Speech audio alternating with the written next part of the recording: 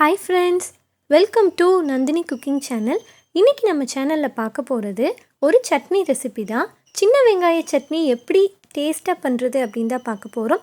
இன்னும் நீங்கள் நம்ம சேனலை சப்ஸ்கிரைப் பண்ணல அப்படின்னா ப்ளீஸ் சப்ஸ்கிரைப் பண்ணி வச்சுக்கோங்க. ஒரு பேனில் தேவையான அளவு நல்லெண்ணெய் சேர்த்துக்கோங்க. எண்ணெய் சூடானதும் அதில் 1 டேபிள் ஸ்பூன் அளவுக்கு உளுந்தம்பருப்பும் 1 டேபிள் ஸ்பூன் அளவுக்கு கடலைப்பருப்பும் சேர்த்துக்கலாம்.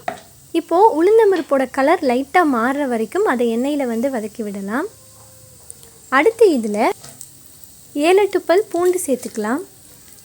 இப்போது பூண்டையும் நல்லா எண்ணெயில் வதக்கி விட்டுக்கோங்க. இந்த சின்ன வெங்காய சட்னி ரொம்பவே டேஸ்ட்டாக இருக்கும். இட்லி, தோசை இது கூடலாம் நம்ம வச்சு சாப்பிடும்போது டேஸ்ட் ரொம்ப நல்லா இருக்கும்.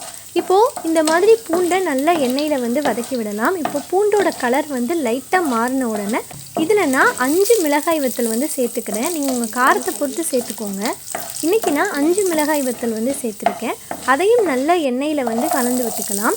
இப்போது இது சின்ன வெங்காய சட்னி அப்படின்றதுனால 1 கப் அளவுக்கு நான் சின்ன வெங்காயம் உரித்து வச்சுருக்கேன். ஸோ அதை நம்ம இதில் சேர்த்துக்கலாம். சின்ன வெங்காயம் உடம்புக்கும் ரொம்பவே நல்லது. அதை வச்சு நம்ம சட்னி செய்யும்போது டேஸ்ட்டும் ரொம்பவே நல்லா இருக்கும். இப்போது அதையும் நல்லா எண்ணெயில் கலந்து விடுங்க. அந்த வெங்காயத்தோட கலர் லைட்டாக மாறுற வரைக்கும் நல்லா நம்ம எண்ணெயில் வதக்கி விட்டுக்கலாம். இப்போது இதில் கொஞ்சமாக கருவேப்பிலை சேர்த்துக்கலாம். சேர்த்துட்டு அதையும் நல்லா ஒரு தடவை கலந்து விட்டுக்கோங்க.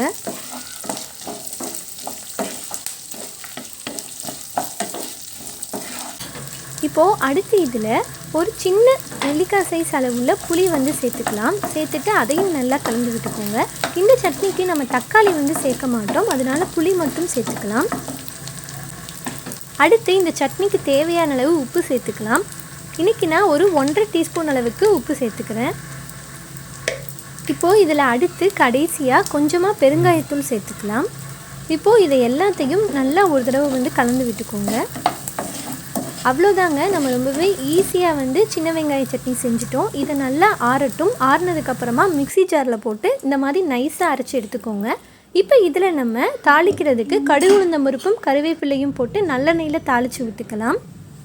இப்போ நமக்கு சூப்பரான டேஸ்டியான சின்ன வெங்காய சட்னி ரெடி ஆயிடுச்சு. இதே மாதிரி நீங்களும் செஞ்சு பாருங்கள். செஞ்சு பார்த்துட்டு எப்படி இருந்துச்சு அப்படின்னு கீழே கமெண்ட் செக்ஷனில் கமெண்ட் பண்ணுங்கள். இந்த வீடியோ உங்களுக்கு பிடிச்சிருந்தது அப்படின்னா லைக் பண்ணுங்கள், ஷேர் பண்ணுங்கள்.